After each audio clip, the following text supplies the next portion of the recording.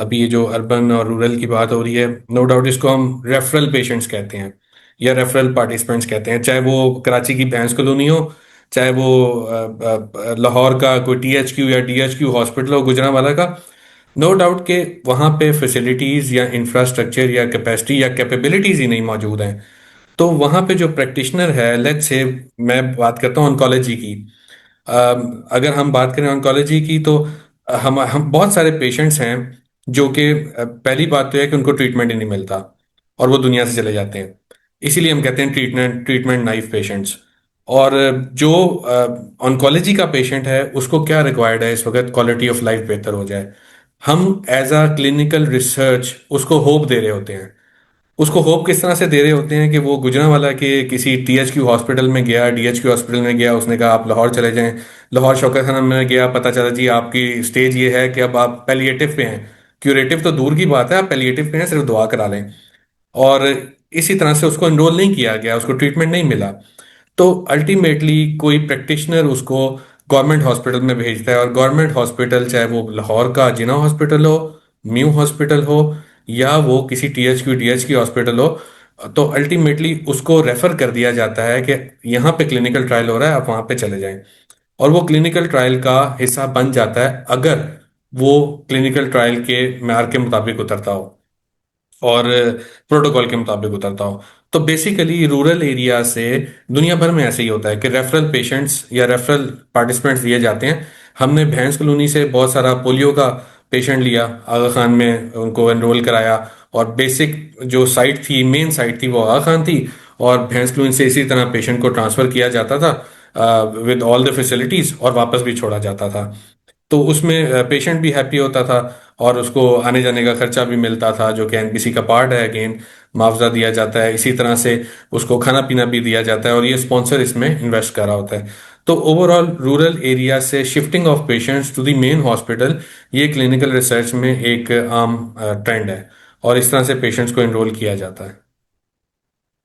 ये मुझे बताएं कि the economic opportunity you guys see, कि इसकी इकोनॉमिक अपॉर्चुनिटी क्या है। और अभी तो बहुत एक बज़वर्ड है पाकिस्तान के अंदर, इवन हेल्थ केयर की जो इंडस्ट्री उसके अंदर के जो स्टार्टअप्स काम कर रहे हैं, और इनोवेशन और इनोवेटिव आइडिया और नोवेल आइडियाज, आप लोग क्या समझते हैं कि इसके अंदर अगर इसको सही किया जाए तो पाकिस्तान के अंदर इटसेल्फ जो इनोवेटिव सॉल्यूशंस हैं, अगर हम थेरेपीज की बात करें थेरेपेटिक्स में, वो कितने इम्प्रूव होंगे। सो दो दो क्वेश्चन है। फर्स्ट इज कि हम जो है इसमें जो इकोनॉमिक अपॉर्चुनिटी वो कितनी बड़ी है, और ये जो दूसरा इनोवेशन वाली चीज है थेरेपेटिक्स के अंदर, वो कितने इनोवेटिव मॉडल आ सकते हैं, इनोवेशन आ सकते अच्छा, इसमें मैं आपको शुरू करूं, और शुरू में करने में दो तीन चीज़ें बताऊं। इसमें आसिम ने भी कुछ स्टेक होल्डर का जिक्र किया, कुछ मैंने किया, लेकिन मैं इसमें एक बहुत बड़ा स्टेक होल्डर अपने उन फॉरेनर्स पाकिस्तानियों का ज़रूर करूंगा जो अपना मेरिट के नाम से प्रोग्राम चला रहे हैं। तो एक्चुअली कैनेडियन और यूएस बेस्ड कम्युनिटी जो पाकिस्तानी हमारे डॉक्टर्स भाई हैं जो कनाडा और यूएस में बैठे हुए हैं, तो उन्होंने एक अपना मेरिट के नाम से एक सेशन शुरू किया 3-4 साल पहले। अब वो व्हाट्सएप के ग्रुप में कन्वर्ट हुआ, फिर एक कम्युनिटी बनी हमारी। तो वो लोग भी इसमें बड़ा मेजर पार्ट प्ले कर रहे हैं कि पाकिस्तान के अंदर मुस्तकिल सेशंस कर रहे हैं। वो हर वीक एक सेशन होता है क्लिनिकल ट्रायल को, उसमें हम जैसे लोगों को बुलाते हैं, कुछ बाहर के लोग आते हैं, वो कर रहे हैं ट्रेनिंग। तो वो एक एक्सपोजर के लिए कर रहे हैं। तो अपना मेरिट का जिक्र करना बड़ा ज़रूरी था इसके अंदर, मैंने वो बता दिया।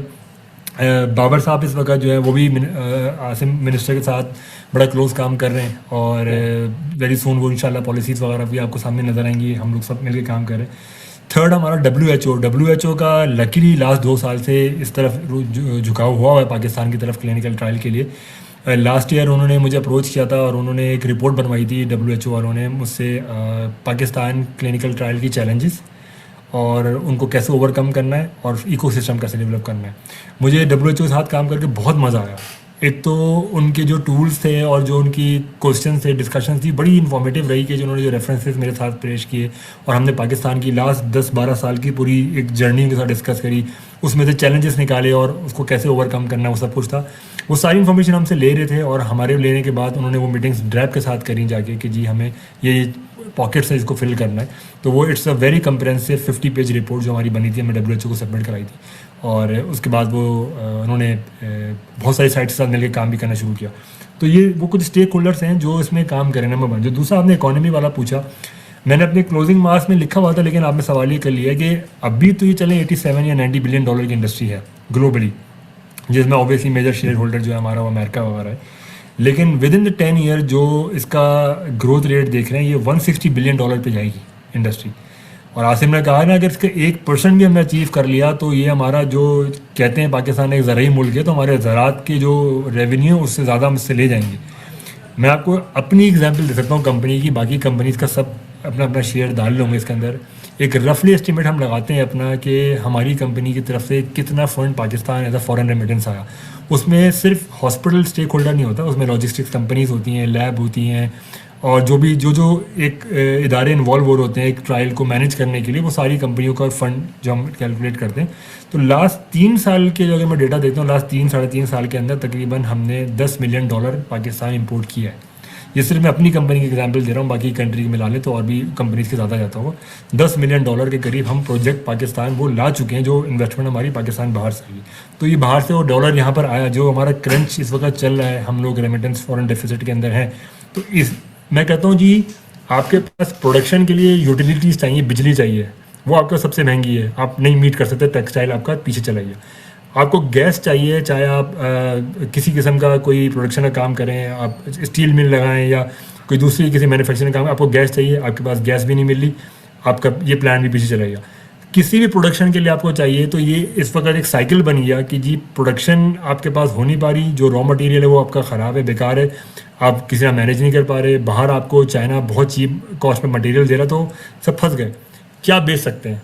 आप बेच सकते हैं अपना आईटी, आप बेच सकते हैं अपना ये सर्विसेज जिसको हम लोग क्लिनिकल ट्रायल कहते हैं। इसमें हमें कोई सपोर्ट नहीं चाहिए, ना आपसे कोई एक्स्ट्रा बिजली चाहिए गवर्नमेंट से, ना बिजली हमें कोई गैस यूटिलाइज़ करनी है, ना हमें कोई रॉ मटेरियल चाहिए जो हमारे किसी गांव देहात से या किसी ज़मीन से निकल कर आए या किसी और जगह बन कर आए। ये हम लोग हैं लोग, बस जो ह्यूमन रिसोर्सेज हैं। इन ह्यूमन रिसोर्सेज को जॉब मिलेंगी, कितने ख़ानदान सेट हो जाएंगे, कितनी फैमिली सेट हो जाएंगी, बच्चों को नया फ्यूचर मिलेगा, नया वाइट कॉलर जॉब आएगा, इंटरनेशनल एक्सपोजर मिलेगा बच्चों को, इन्वेस्टिगेटर को जो है ग्रांट्स मिलेंगी, 2 पेशेंट की लाइन ऑफ ट्रीटमेंट जहाँ पाकिस्तान में बेहतर कर सकेंगे वो आप। तो ये एक बेहतरीन आपका फाइनेंशियल इकोसिस्टम जो है ना, हम जैसी CROs जो पाकिस्तान में हैं इस वक्त, हम ही मिल के कर लें। आप हमें थोड़ा सा सपोर्ट और दें, गवर्नमेंट खुद जाके मार्केट करना शुरू करे, बाकी सपोर्ट के लिए हम बैठे। देखें, हर चीज़ चलती है सपोर्ट सिस्टम के साथ, कोई भी काम बगैर टीम वर्क के नहीं होता। हर इदारे के अंदर टीम होती है, फिर इदारों को सपोर्ट करने के लिए इंडस्ट्री की टीम होती है, फिर उसके लिए नेटवर्क होता है पूरा कंट्री लेवल पे, जो बड़ा फेडरल लेवल का सपोर्ट होती है। हर इदारा ऐसा चल रहा होता है कि फेडरल सपोर्ट भी इन्वॉल्व होती है। तो हम ये कहते हैं कि ठीक है, हमें भी आप फेडरल सपोर्ट दें। हमने अपना काम कर लिया, साइट्स ने अपना काम कर लिया, CROs ने कर लिया, अब गवर्नमेंट थोड़ा सा उसको शोकेस करे। गवर्नमेंट ने अपने रूल्स अच्छे कर लिए, बेहतरीन रूल है, आइडियल सिचुएशन है, बट वो बेचेंगे नहीं तो फ़ायदा नहीं इस रूल का। वो थोड़ा सा फ्रंट फुट पर आएँ और इस चीज़ को पोर्ट्रे करें। वो जब कॉन्फिडेंस देंगे स्पॉन्सर को, बाकी हम लोग पीछे टेक केयर करने के लिए बैठे हैं, हमारी जैसी कंपनीज जो हैं वो उस चीज़ को मैनेज करेंगे। तो मैं कहता हूँ $10 मिलियन सिर्फ हमारी एक कंपनी 3 साल में ला सकती है, तो $100 मिलियन जमा करना कोई बड़ी बात ही नहीं है। ये तो बहुत आराम से हो जाएगा $100 मिलियन का टारगेट हमारे लिए। अगर हम पहला 5 साल का टारगेट रखें हैं, 3 साल का टारगेट रखें, $100 मिलियन तो बड़ा आराम से अचीव हो जाएगा हमारा। पाकिस्तान में एक अभी थोड़ी इन्फॉर्मेशन कॉन्फिडेंशियल, लेकिन आपको बताऊँ कि हम लोग बायोलॉजिकल प्लांट्स लगाने जा रहे हैं पाकिस्तान के अंदर। वो बायोलॉजिकल जो प्लांट्स हैं वो यही कर रहे हैं कि जो रेयर डिजीज़ की मेडिसिन थी, जो बाहर अगर बनती प्रोड्यूस होती हैं, बहुत कॉस्टली होती। मिनिस्टर साहब के साथ मिलके बहुत क्लोज हम काम कर रहे हैं। थैंक्स अगेन टू मिनिस्टर साहब एंड डॉक्टर उबैद साहब। उन्होंने इस चीज़ का इनिशिएटिव बड़ा ज़बरदस्त लिया हुआ, वैक्सीन के अंदर भी और ट्रीटमेंट के अंदर भी वो ऐसा काम कर रहे हैं कि वो स्पॉन्सर्स को बुला के अपने ऑफिस से मुलाकात करी, लोकल कोलैबोरेटर्स को साथ बिठा के उनको कॉन्फिडेंस दे रहे हैं स्पॉन्सर्स को कि जी ये लोकल वेंडर अच्छा हम आपको दे रहे हैं, ये बायोलॉजिकल प्लांट पाकिस्तान में लगाएगा, आप यहाँ पर इनके साथ टेक्नोलॉजी ट्रांसफ़र करें और फिर मिल के पाकिस्तान में काम करें। ऑनकोलॉजी अभी बताया आसिम ने कि हमारे ट्रीटमेंट नाइफ पेशेंट बगैर ट्रीटमेंट के बेचारे मर जाते हैं, इतनी कॉस्टली मेडिसिन ले ही नहीं पा रहे होते हैं, वहाँ पर उसका ट्रीटमेंट है। डेल्टा है या हेपेटाइटिस सी है, ओबेसिटी, जितने भी इनोवेटिव ड्रग हैं बाहर बनती हैं वो इतने हाई प्राइस होती हैं कि उसको टाइम लगता है जेनेरिक बनाने में। लेकिन अब वो पाकिस्तान में जेनेरिक्स बड़ी जल्दी बनना शुरू हो रही है, तो ये इनोवेशन ही है जो ट्रांसफ़र हो रही है यहाँ पर। सबसे अच्छी बात बताऊँ मैं आपको, जब भी कोई फार्मा कंपनी बिजनेस रन करती है, वो बिजनेस रन करने के पीछे इन्वेस्टिगेटर जो आपका डॉक्टर है वही मेन इसका सोर्स है ना। हम भी उसी सोर्स के साथ काम कर रहे हैं। अब आप देखें, मैं आज आपके साथ बैठा हूँ या आसिम आपके साथ बैठे हैं, आज हमने 3 बातें करी। उस 2-3 बातों में एक बात शायद आप अपने घर एज अ टेक मैसेज ले जाएं, टेक होम मैसेज ले जाएं, वो आपके माइंड में रह जाएगी। सिमिलरली जब हम इन्वेस्टिगेटर के साथ बैठ के डिफरेंट काइंड ऑफ प्रोटोकॉल्स पे काम करते हैं, वो देखते हैं कि इस दवाई का रिजल्ट अच्छा है, कल जब फार्मा कंपनी उनके पास आती है बिजनेस लेने के लिए, वो कहते हैं भाई ये तुम जो पुराना मॉलिक्यूल लाओ ना, अब इसमें जान नहीं है, मैंने एक इनोवेटिव ड्रग पे काम किया है, इस तरह का मॉलिक्यूल तुम लेकर आओ।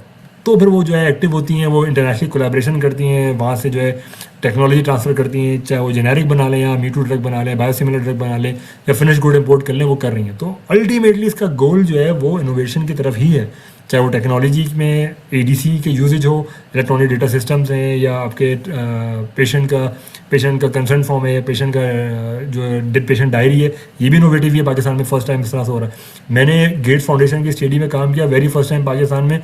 मैंने अपनी लाइफ में नहीं देखा था, उन्होंने हमें डिजिटल पेन दिया है। वो डिजिटल पेन था जो कि आपके सिस्टम से ब्लूटूथ के थ्रू कनेक्ट होता है। जब इन्वेस्टिगेटर अपना नोट लिख रहा होता है तो वो ट्रांसमिट कर देता है पूरे डेटा को इलेक्ट्रॉनिकली इसके अंदर।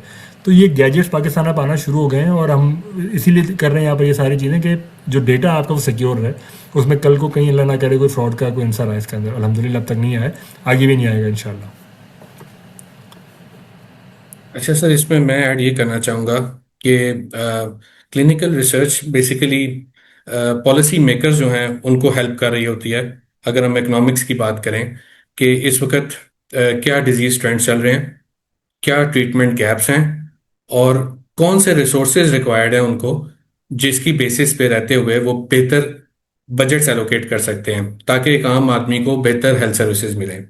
सिमिलरली जब हम बात करते हैं इकोनॉमिक्स की, तो मैं कहूँ फार्मा इकोनॉमिक्स अगेन ये गवर्नमेंट लेवल पे फैसिलिटेट कर रहा है क्लिनिकल रिसर्च, कि गवर्नमेंट को ये चीज़ मालूम पड़ रही होती है कि कौन सी थेरेपीज हैं जो कि बेहतर तरीके से किस डिजीज में परफॉर्म कर रही है, और हम अपने लिमिटेड हेल्थ बजट में जो कि पाकिस्तान का है उसमें कौन सी दवाइयां हैं जो ज़्यादा से ज़्यादा मंगवाएं और शॉर्टेज ना हो।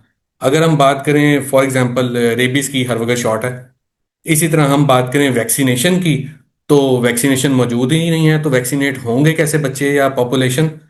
तो इसी तरह से हमें ये डिसीजन मेकिंग में, पॉलिसी मेकिंग में बहुत आसानी हो सकती है अगर हमारे पास एक डाटा मौजूद होगा, और फार्माकोइकोनॉमिक्स हमारी बेहतर हो सकती है। अभी मुनव्वर साहब ने एक इंफॉर्मेशन दी जो कि वाकई ज़बरदस्त है, कि अगर हमारे पास बायोलॉजिकल का प्लांट यहाँ पे लगे। इसी तरह से थोड़ा अर्सा पहले मेरे नॉलेज में आया था कि एक कंपनी है, चाइनीज़ कंपनी है, वो भी अपना वैक्सीन का प्लांट पाकिस्तान में लगा रहा है। और ऑब्वियसली जैसे ही वो प्लांट लगता है तो जो हमारी हर वक्त शॉर्टेज ऑफ वैक्सीन्स है उसकी हमारी जो रिक्वायरमेंट है वो भी पूरी होगी। तो ऑब्वियसली ये इनोवेटिव प्रोडक्ट्स हैं, और ये पाकिस्तान में अगर इनके प्लांट लगते हैं, मैन्युफैक्चरिंग प्लांट लगते हैं, तो ओवरऑल ना सिर्फ प्राइस कम होगी, एक्सेस टू इनोवेटिव मेडिसिन जो हम बार बार बात करते हैं कि क्लिनिकल रिसर्च की वजह से एक्सेस है इनोवेटिव मेडिसिन की जो कि वेरियस डिजीज के लिए है। लेकिन अगर वो पाकिस्तान में प्लांट लगते हैं तो एक आम आदमी के लिए वो दवाई खरीदने में, वो वैक्सीन खरीदने में आसानी होगी, और रीच जो है वो ज़्यादा से ज़्यादा बढ़ जाएगी।